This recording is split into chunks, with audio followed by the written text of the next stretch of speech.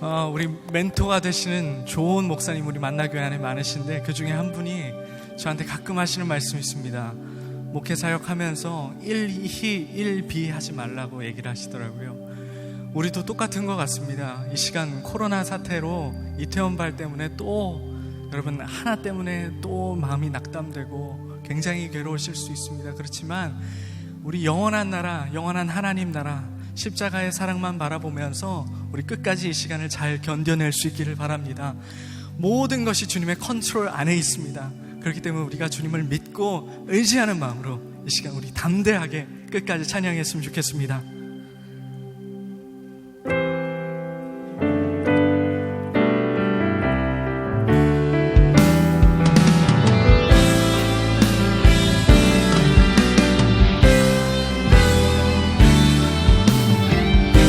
세상의 유혹 시험이 내게 몰려올 때에 나의 힘으론 그것들 모두 이길 수 없네.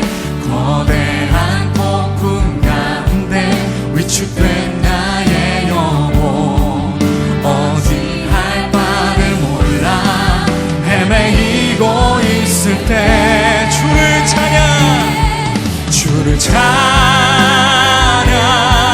손을 들고 찬양. 아멘. 전쟁은 나에게 속한 것 아니니 주를 찬양 손을 들고 찬양. 전쟁은 하나님께 속한 것. 우리 계속해서 가사를 생각합니다. 주위를 둘러보면 아무도 없는 듯 믿음의 눈을 들면 보이는 분 계시네. 지금도 내 안에서 역사하고 계시는 사망과 어둠의 권세 물리치신 예수님. 우리 두 손을 들고 주를 찬양 손을 들고. 우리의 전쟁이 아닙니다. 전쟁은 모든 것이 주님의 손 안에 있습니다. 손을 들고 찬양.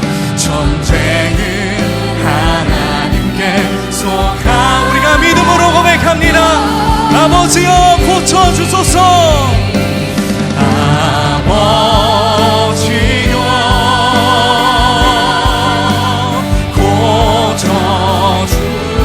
고쳐주소서. 이 나라를 주여 고쳐주소서. 이 나라 주의 것 되게 하소서.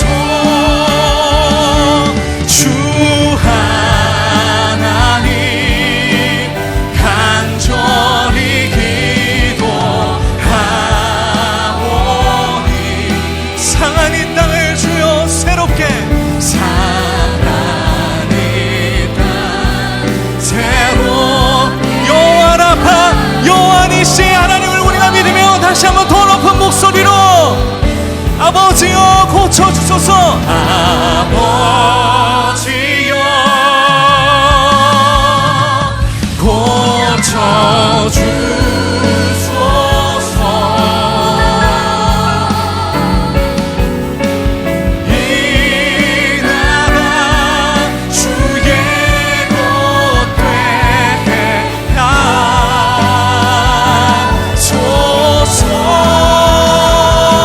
주 하나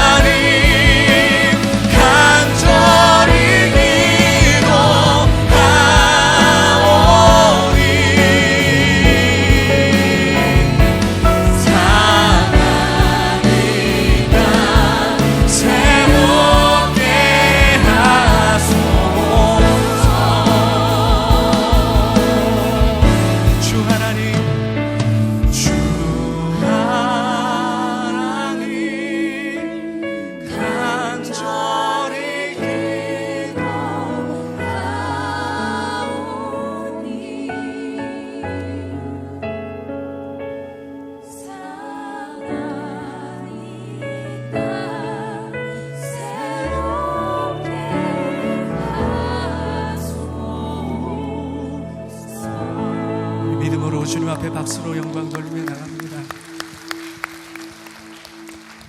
기도하시겠습니다. 무릇 하나님께로부터 난 자마다 세상을 이기느니라. 세상을 이기는 승리는 이것이니 우리의 믿음이니라. 여호와 니시 나의 깃발 되신 나의 하나님, 오늘 예배에 나와 이 땅을 살아가며 싸움의 대상과 의미를 알게 하여 주시니 감사합니다. 특별히 여호와 니시 하나님께서 먼저 우리의 깃발이 되어주셔서 앞서 나가실 때에 우리에게 승리가 있음을 우리가 확신합니다. 주님, 우리가 낙담치 않고 일희일비하지 않으며 영원한 하나님 나라에 갈 때까지 우리를 빚어주시고 다루어 가시는 주님의 뜻을 구하게 하여 주옵소서. 믿음으로 이 시간 승리를 선포하는 것은 모든 상황이 주님의 손안에 있음을 알기 때문입니다. 상황과 환경에 집중하지 않고 신실하신 하나님을 바라보며 이 시간을 보내게 하여 주옵소서. 오늘도 말씀 가운데 우리의 나약하고 풀어진 마음을 다잡아 주시고 다시 해보자, 같이 가자 말씀하시는 그 주님의 사랑스러운 음성을 듣게 하여 주옵소서. 예배 가운데 임재하실 주님을 의지하며 예수 그리스도의 이름으로 기도합니다. 아멘.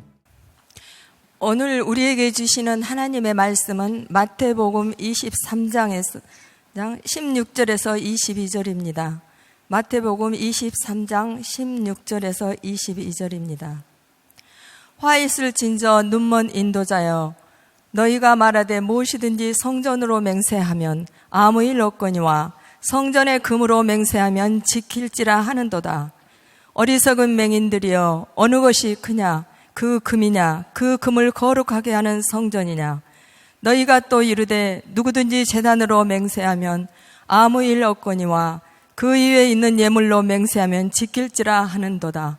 맹인들이여, 어느 것이 크냐? 그 예물이냐? 그 예물을 거룩하게 하는 제단이냐? 그러므로 제단으로 맹세하는 자는 제단과 그 위에 있는 모든 것으로 맹세하며, 또 성전으로 맹세하는 자는 성전과 그 안에 계신 이로 맹세하며, 또 하늘로 맹세하는 자는 하나님의 보좌와 그 위에 앉으신 이로 맹세함이니라. 이는 살아계신 하나님의 말씀입니다. 아멘.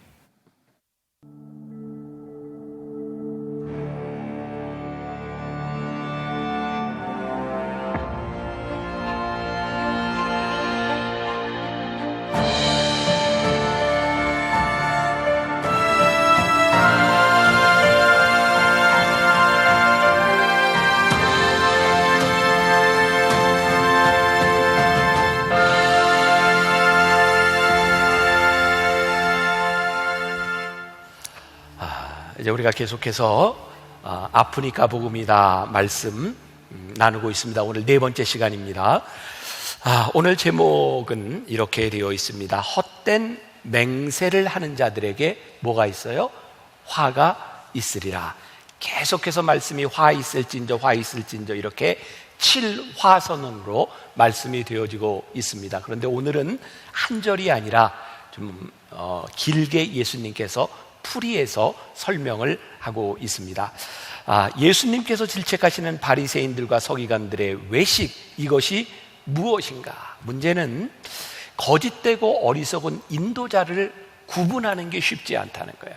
오늘 예수님께서 바리새인들과 서기관들을 향해서 어리석은 자들이여, 맹인들이여 라고 이야기를 하는데 그 위선을 우리들이 구분하는 게 쉽지 않은 거예요. 그런데 오늘 여기서 이야기하는 이 위선은 우리들이 흔히 생각할 수 있는 목회자, 지도자들에게만 해당되는 것이 아니라 여러분들의 삶에서, 여러분들의 신앙에서도 여러분들이 구분해야 될 중요한 내용들입니다. 우리들이 한번 잘 듣고 우리의 신앙에 적용하는 시간이 되었으면 좋겠습니다.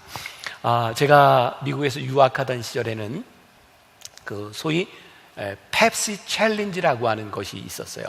블라인드 테스트를 통해서 펩시콜라와 코카콜라를 놓고 사람들이 눈을 가리고 어떤 게 맛있는지, 어떤 콜라인지를 구분하는 거였죠. 제가 놀랄 이야기를 하면 여러분들이 놀래야 될까요? 안 놀래야 될까요? 좀 놀래야 되겠죠. 지금은 좀 덜할지 모르겠어요. 그 당시 25, 6년 전 미국에서 이 코카콜라 회사에서 이 콜라를 파는데 하루에 사람들이 소비하는 콜라의 양이 하루에 6억 잔이었답니다. 많죠. 그런데 펩시는 아무리 노력해도 2등인 거예요. 그래서 펩시콜라 회사에서 블라인드 테스트를 합니다. 코카와 펩시를 놓고 눈을 가리고 이게 맛을 보게 했는데 놀라운 결과가 나왔죠. 사람들은 코카콜라가 맛있다고 생각했는데 블라인드 테스트를 했을 때 펩시가 맛있다는 사람이 더 많았습니다. 그리고 나는 코카콜라에 중독된 사람이다 라고 하는 사람들 중에도 실제로 블라인드 테스트를 하니까 펩시와 코카콜라를 구분하지 못하는 경우도 있었어요. 굉장히 인상적이었습니다. 이거 구분하는 게 참 쉽지 않구나. 근데 저는 이런 상상을 해봤어요. 블라인드 테스트를 하는데 콜라를 한 컵 놓고 여기에는 맹물을 놓고 콜라와 맹물을 구분하세요. 쉬울까요? 어려울까요? 쉽습니다. 그건 별로 어렵지 않습니다. 우리의 신앙에 가장 큰 문제가 되는 것은, 걸림돌이 되는 것은 뭐냐면 그렇게 쉽게 구별이 가능한 것들에 대한 문제가 아니라 우리들이 유심히 구별하지 않으면 구분될 수 없는 것들이 늘 우리의 신앙에 문제가 되는 거예요. 자, 오늘 우리가 읽은 본문 말씀 가운데도 여러분들이 주의하여 보지 않으면 그냥 넘어갈 수 있는 부분이거든요. 맹세에 대하여 말씀을 하는데 이렇게 구분을 하고 있어요. 성전과 성전의 금에 대해서, 또 제단과 제단의 제물에 대해서 너희들이 맹세하는 그 차이를 아느냐, 그 이야기를 하고 있거든요. 예수님께서 바리새인들과 서기관들을 꾸짖으면서 세 번째 저주 선언을 해. 이 눈먼 인도자들, 너희들은 맹인들이 인도하구나. 여러분, 인도하는 사람이 온전치 않은데 맹인인데 사람들을 인도하여 간다면 따르는 사람이 어떻게 되겠습니까? 예수님께서 바로 눈먼 인도자들에 대하여 화 있을진저 라고 말씀하고 있는 거예요. 제가 군에서 훈련받을 때 제일 많이 들었던 게 장교들에게 아마 그런 이야기를 많이 했던 것 같아요. 세상에서 제일 무서운 사람이 누구냐? 무식한데 용감한 사람이다. 특히 군대에서 소대장, 중대장들, 이 사람들이 무식한데 용감하면 부하들을 다 죽이는 거죠. 결정장의 리더와 함께 한다는 것이라고 하는 그 칼럼을 어떤 기자가 쓴 걸 보게 되었어요. 우리가 많이 들어봤음직한 이야기인데요. 나폴레옹이 100만 대군을 이끌고 알프스 산을 넘어갈 때입니다. 이거 유머입니다. 알프스 산을 넘어가서 아주 힘들게 한 산 봉우리에 섰는데 나폴레옹이 이야기합니다. 이 산이 아닌가 봐. 그래서 이제 그 눈보라를 뚫고 모든 사람들이 다 내려가서 이제 다른 봉우리에 올라가서 나폴레옹이 이야기합니다. 아까 그 산이 맞나 봐. 그러면 사람들은 다 미쳐버리는 거죠. 우유부단한 리더, 잘못 인도하는 리더가 얼마나 위험한가를 이야기하는 겁니다. 여러분, 세상에서 진짜 무서운 사람은요, 이렇게 무식한데 용감한 리더가 아니라 똑똑한데 나쁜 길로 인도하는 리더는 훨씬 더 못됐습니다. 저는 예수님께서 오늘 이야기하는 바리새인들과 이 서기관들은, 그들은 똑똑한데 나쁜 의도를 가지고 사람들을 잘못 인도하는 사람이었어요. 예수님께서는 그들을 향하여 화 있을진저, 그들의 이득을 위하여 의도적으로 사람들을 잘못 인도하고 있는데, 문제는 사람들이 그것을 구별할 줄 알아야 하는데 그것을 잘 구별하지 못하는 거죠. 만일 눈먼 인도자가 신체적인 결함으로 인하여 그렇게 인도한다면 불쌍히 여겨야 합니다. 그러나 일부러 눈을 감고 잘못 인도한다고 하면, 진리를 왜곡한다고 하면 예수님께서는 그것은 심판의 대상이라고 말씀하고 있습니다. 그런데 바로 서기관들과 바리새인들이 진리를 보지 않으려고 자신의 눈을 질끈 감고, 그리고 악한 사람들이 되어 사람들을 잘못 인도하고 있었어요. 자, 오늘 본문 말씀 중에 17절 보세요. 어리석은 맹인들이여, 어느 것이 크냐? 그 금이냐? 그 금을 거룩하게 하는 성전이냐? 금이 있고 그 금을 거룩하고 있는 성전, 어느 것이 중하냐? 이 말씀은 왜 나오게 되었는가? 16절 바로 전절이죠. 화 있을진저 눈먼 인도자여, 너희가 말하되 누구든지 성전으로 맹세하면 아무 일 없거니와 성전의 금으로 맹세하면 지킬지라 하는도다. 자, 이런 두 부류의 사람들이 있었던 것 같아요. 어떤 사람들은 성전에 대해서 맹세를 냈고, 어떤 사람은 성전의 재물에 대고 맹세를 했던 것 같아요. 그런데 바리새인들이 뭐라고 얘기해요?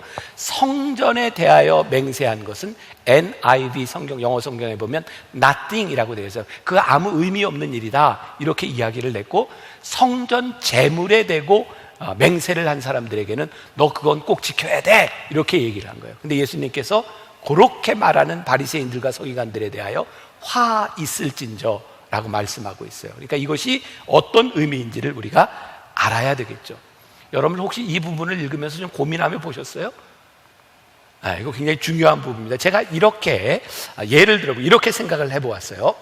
어떤 사람이 하나님께 기도를 하는 거예요.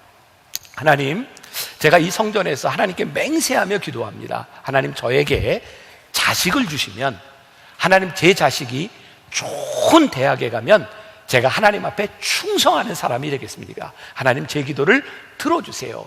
이렇게 기도한 사람이 있어요.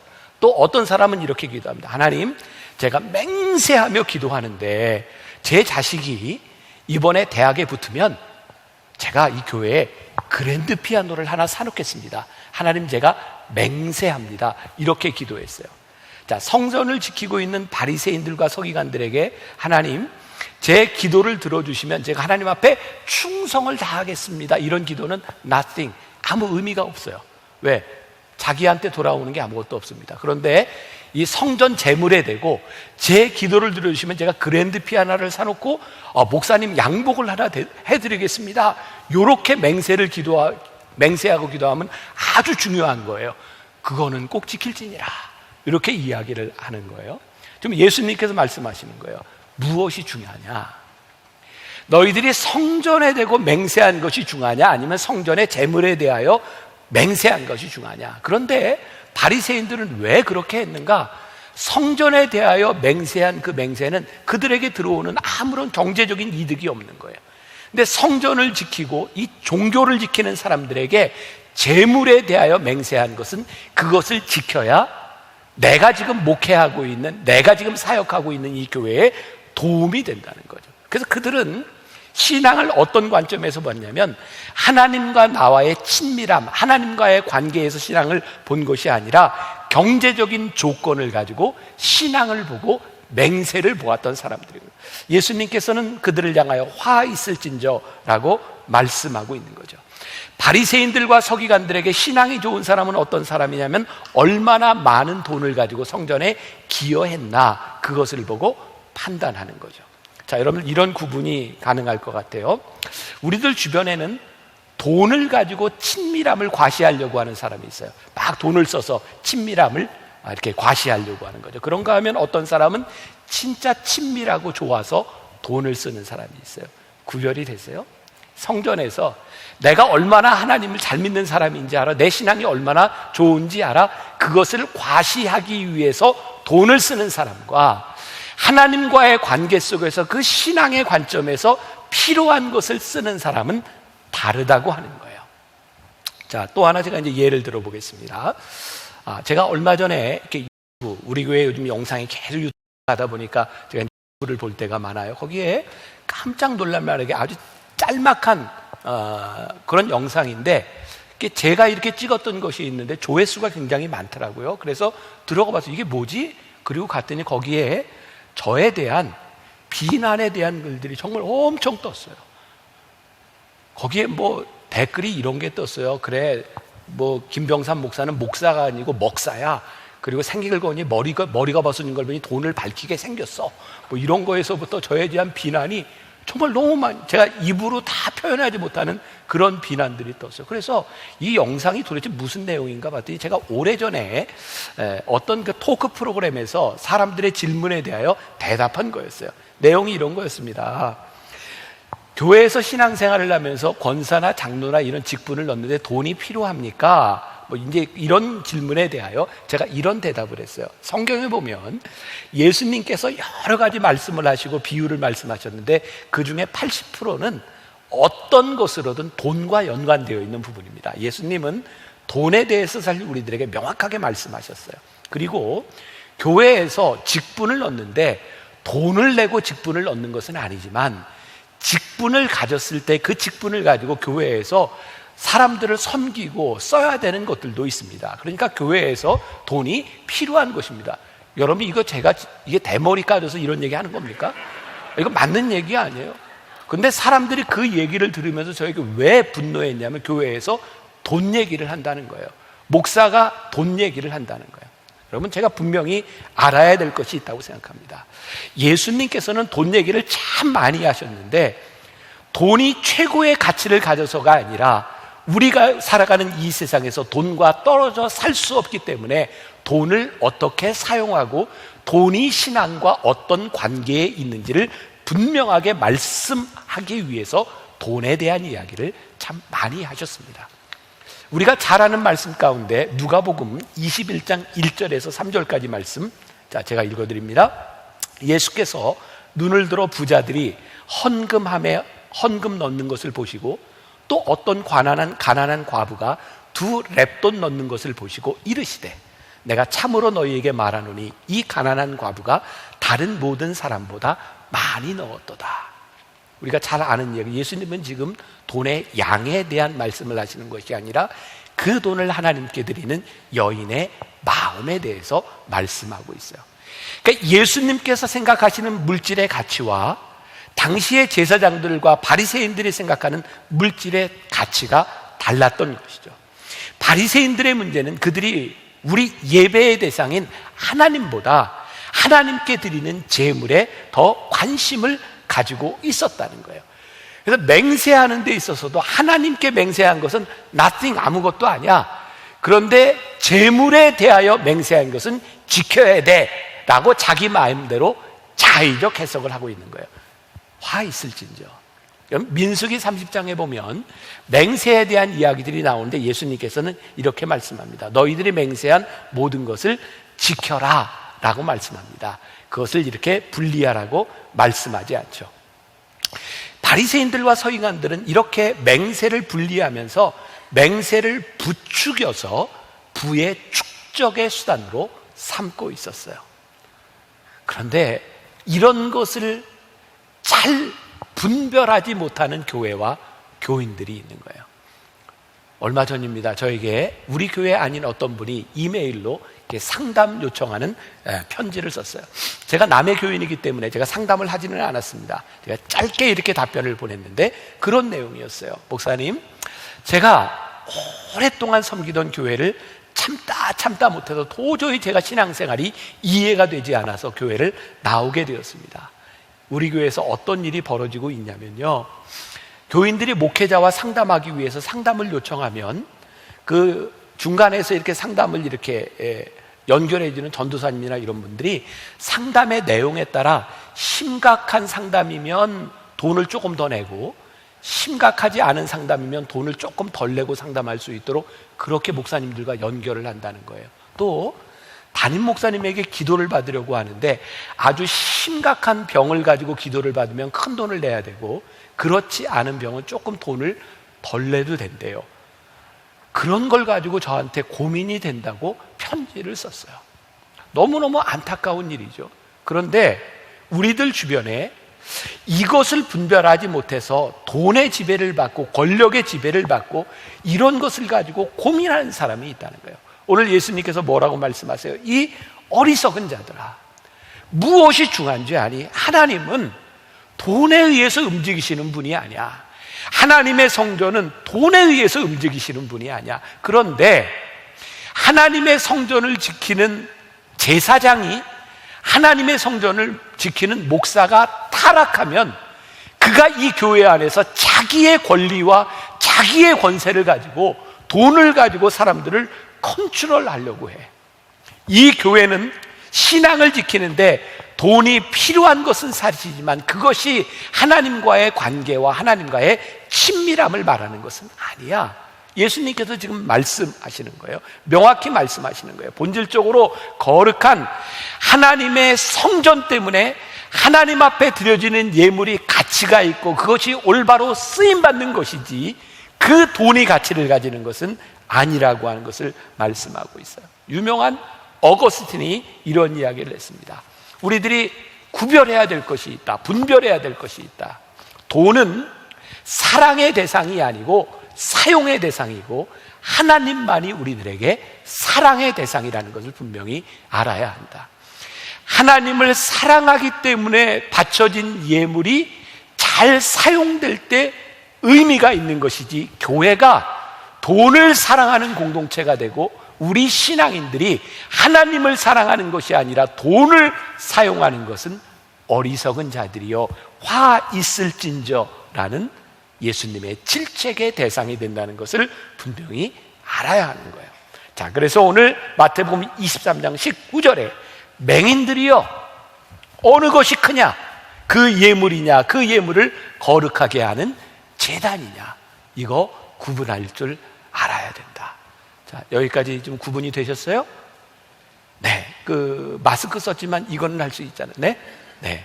자, 이제 맹세에 대한 이야기를 좀 하려고 하는데, 이 부분은 여러분들이 신앙생활을 하면서 많이 고민되는 부분 중에 하나일 것도 같아요. 우리들이 이 부분만 조금 듣고 이해를 하고 나가도 여러분들 신앙에 굉장히 도움이 많이 될 것 같아요. 맹세는 무엇이고 진짜 맹세는 필요한 것인가? 자, 오늘 본문 말씀 마태복음 23장 20절부터 22절까지, 자, 우리 같이 한번 봉독해 볼 거예요. 한 목소리로 시작. 그러므로 제단으로 맹세하는 자는 제단과 그 위에 있는 모든 것으로 맹세하며, 또 성전으로 맹세하는 자는 성전과 그 안에 계신 이로 맹세하며, 또 하늘로 맹세하는 자는 하나님의 보좌와 그 위에 앉으신 이로 맹세합니다. 자, 보세요.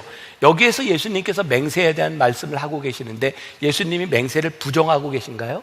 아니에요. 여기서는 예수님께서 맹세에 대한 올바른 설명을 하고 계세요. 그런데 제가 지금 여러분들에게 이렇게 물어봅시다. 여러분들 성경적으로 얘기해서 성경에서는 맹세하라고 합니까? 맹세하지 말라고 합니까?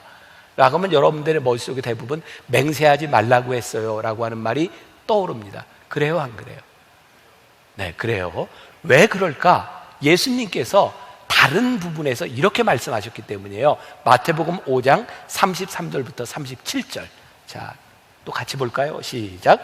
또 옛사람에게 말한 바 헛맹세를 하지 말고 내 맹세한 것을 주께 지키라 하였다는 것을 너희가 들었으나 나는 너희에게 이르노니 도무지 맹세하지 말지니 하늘로도 하지 말라. 이는 하나님의 보좌이며, 땅으로도 하지 말라. 이는 하나님의 발등상이며, 예루살렘으로도 하지 말라. 이는 큰 임금의 성임이요, 내 머리로도 하지 말라. 이는 내가 한터럭도 희고 검게 할 수 없음이라.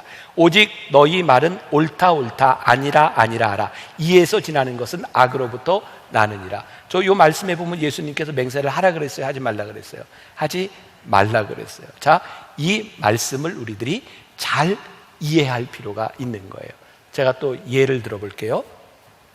여기 오늘 첼로를 연주한 신미영 권사님 손 들어보세요. 네, 저기 신미영 권사님, 저기 엄마예요. 그 딸 나혜야, 나혜 어디 있어? 저기 나혜가 첼로를 연습. 요번에 이제 대학을 들어갔거든요. 그런데 대학을 들어갔는데 지금 한 달 내내 학교 못 갔죠. 학교도 안 가고 집에서 맨날 놀아. 제가 연주도 안 하고. 그러니까 엄마가 화가 났어. 그래서 나혜한테, 나혜야, 너 첼로 그만둬라. 안 하는 게 좋겠다. 그랬더니 나혜가 거기에 대해서 어떻게 반응을 해야 될까? 예, 엄마 그만두라고 하셨으니 제가 순종하겠습니다. 그만둘게요. 맞아요, 틀려요? 지금 엄마의 의도는 뭐예요? 너 이거 첼로 하지 마 이야기는 열심히 연습해. 지금 그런 이야기인 거죠. 여러분, 이 문맥이요, 지금 그런 거예요. 예수님께서 맹세해야 돼. 얘들아, 맹세하지 마! 라고 이야기하신 것은 그 당시에 맹세가 얼마나 잘못됐고 잘못된 맹세를 하고 있고 그것 때문에 얼마나 부작용이 많은지 너희들 맹세하지 마. 옳은 건 옳다, 그른 건 그르다 해. 이 말씀은 맹세하지 말라라고 하는 말씀이 아니라 율법 선상에서 예수님의 말씀을 바라보면 너희들이 맹세가 얼마나 중요한지 맹세를 했으면 지켜야 된다고 하는 것을 단어적으로 설명하고 계신 거세요. 보세요. 너희들이 하늘에 대해서도 맹세하지 말라. 왜? 하늘을 지으신 너희 하나님께 하는 거야. 땅으로도 맹세하지 마. 이 땅을 지으신 하나님께 너희들이 맹세하는 거야. 예루살렘으로도 맹세하지 마. 그 안에 계신 하나님께 너희들이 말하는 거야. 그러니까 우리들이 쉽게 맹세하는 그 맹세들이 그렇게 쉽게 할 수 있는 것이 아니라 너희들이 신앙생활을 하는데 좀 더 진지하게 신앙생활을 해라. 지금 그것을 우리들에게 말씀하고 있는 거예요. 맹세는 그렇게 쉽게 하는 것이 아니라 인격적인 하나님 앞에서 우리들의 삶과 우리들의 인격을 걸고 맹세하는 것, 그것이 올바른 맹세다. 자, 그러니 여러분들 이제 신앙에 제가 중요한, 혹시 여러분들 힘들게 하는 무거운 짐이 있을지 몰라요. 80년대, 90년대는 한국 교회에 엄청난 부흥의 역사들이 많이 있어요. 부흥회, 대형 집회들이 있었어요. 그런데 대형 집회들에서 늘 끝날 때쯤이면 소위 컬링이라는 걸 했어요. 알터콜, 재단으로. 어떻게, 혹시 여러분들 중에 말씀을 듣고 여러분들 중에 선교사로 서원하는 분 나오세요. 또 목회자로 서원하는 분 나오세요. 아마 지금 여기 있는 분들 중에도 그런 집회에서 한 번쯤 일어났던 분들이 있는지 몰라요. 그리고 그것 때문에 여러분들이 내가 그 서원한 것을 지키지 못한 것으로 인하여 부담을 가지고 있는 분들이 있을지 모르고, 또 여러분들 자녀를 놓고 서원한 것 때문에 힘들어하는 분이 있을지도 몰라요. 자, 여기에서 우리들 많이 힘들어요. 왜? 우리들이 하나님 앞에 서원한 것이 두 종류가 있는 거예요. 우리들이 너무나 감정적으로 쉽게 서원한 일이 있고, 또 하나는 진짜 하나님 앞에 은혜를 받고 내가 이거 지키려고 했는데, 하나는 감정적으로 서원을 하고 났는데 감정이 식고 나니 이것이 내가 올바른 서원인지 아닌지 모르겠는데 계속 찜찜하게 남아있는 경우. 또 하나는 하나님 앞에 진짜 믿음으로 서원을 했는데 내 상황이 허락하지 않는 거예요. 자, 제가 여러분들에게 이런 말씀 드리고, 이거는 누가 이야기해 줄 수 있는 것이 아니라 여러분들만이 알아요. 하나님 앞에서 여러분들이 봐야 될 부분이기도 해요. 여러분, 우리들이 하나님 앞에 쉽게 서원하는 것, 그거 옳지 않고요.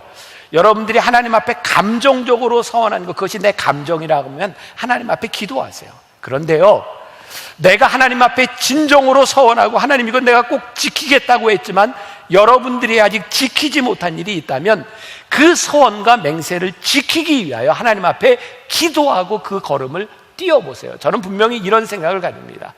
서원한 것을 지키는 것이 힘들기는 하지만 그 힘든 서원을 하나님 앞에 지키기 위하여 여러분들이 발걸음을 내딛는 순간 하나님의 인도하심을 경험합니다.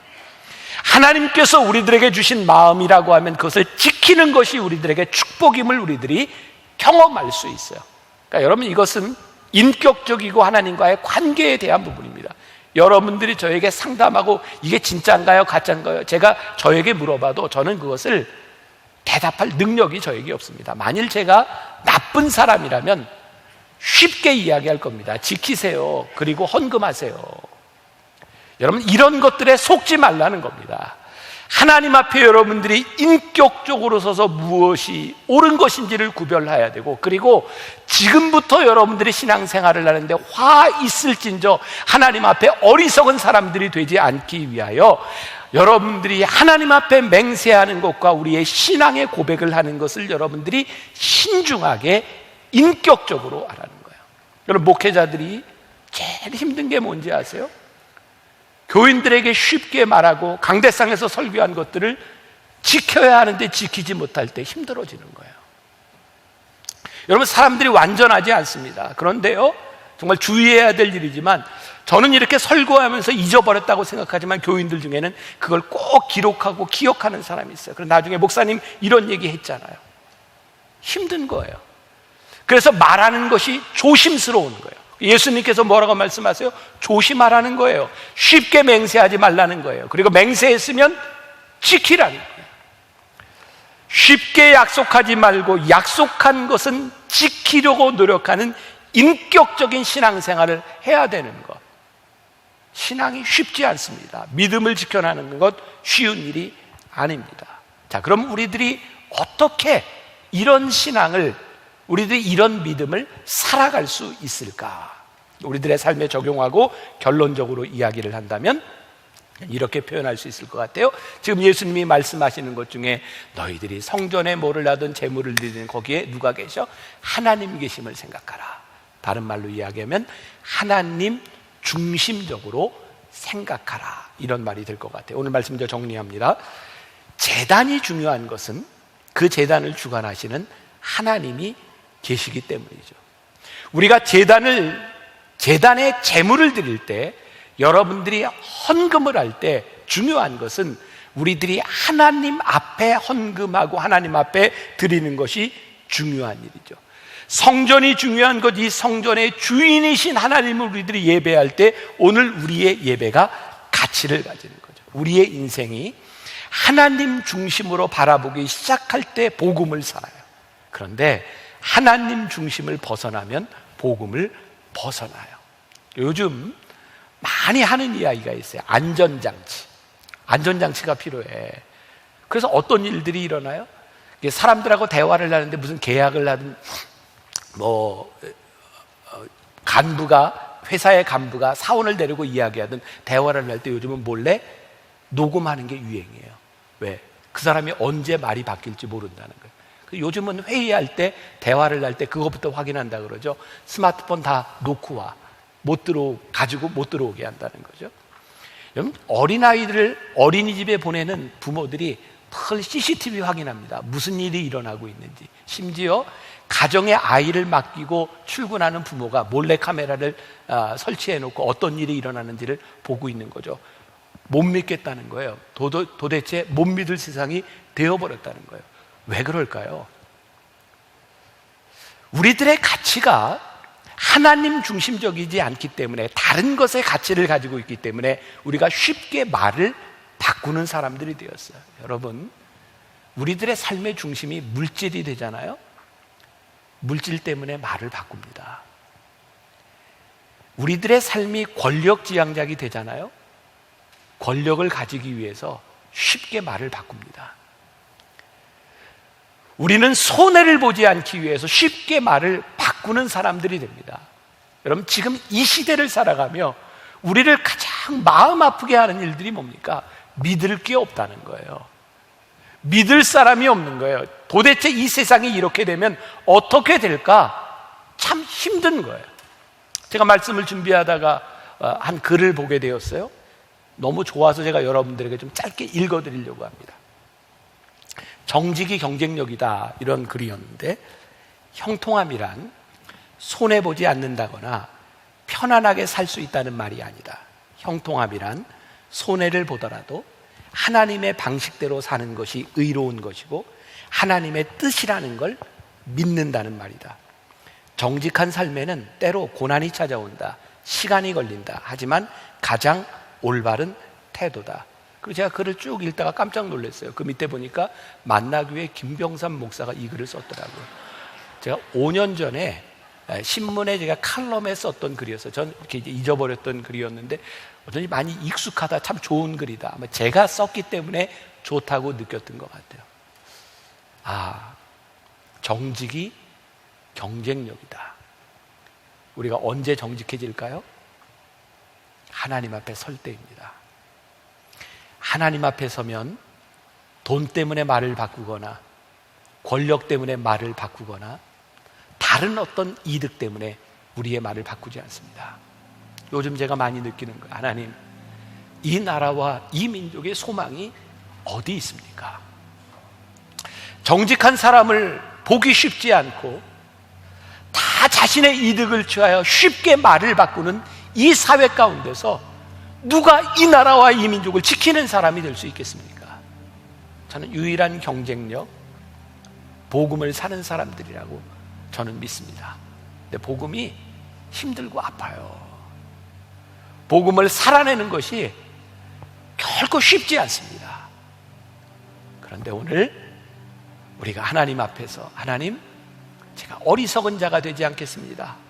화 있을진저 화의 대상이 되지 않겠습니다. 하나님 앞에 무엇이 중요한지를 알고 살아가는 사람이 되겠습니다. 이런 우리의 믿음의 결심이 아프지만 복음을 살아내게 하고 여러분들로 하여금 승리하는 인생을 살게 할 줄 믿습니다.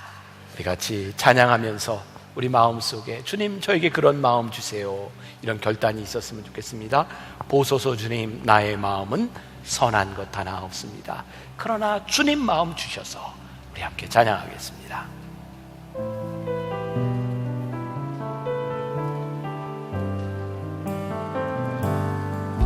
보소서 주님, 나의 마음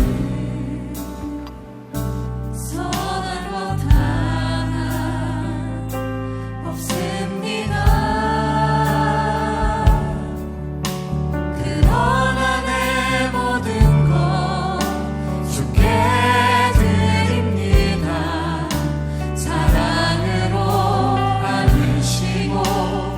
날 새롭게 하소서.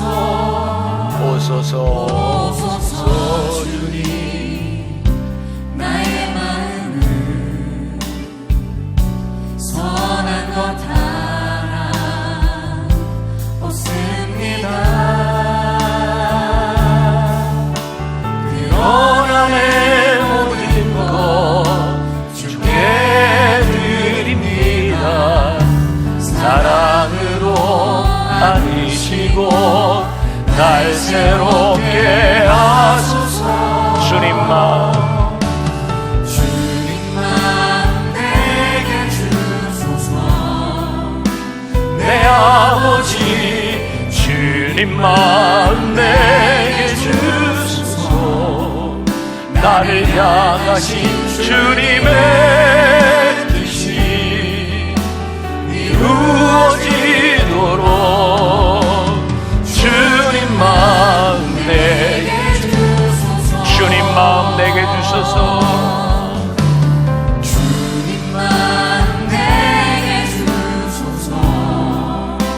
내 아버지, 주님만 내게 주소서. 나를 향하신 주님의 뜻이 이루어지도록 주님만 내게 주소서. 지금은 우리 주 예수 그리스도의 은혜와 하나님 아버지의 무한하신 사랑과 성령의 인도하심이 정직한 자의 형통함을 믿으며 하나님 앞에 무엇이 중요한지를 구별하며 그렇게 믿음으로 살기를 소원합니다. 다짐하며 나가는 당신의 사랑하는 모든 백성들을 위해 지금부터 영원까지 함께 하시기를 간절히 축원하옵나이다. 아멘.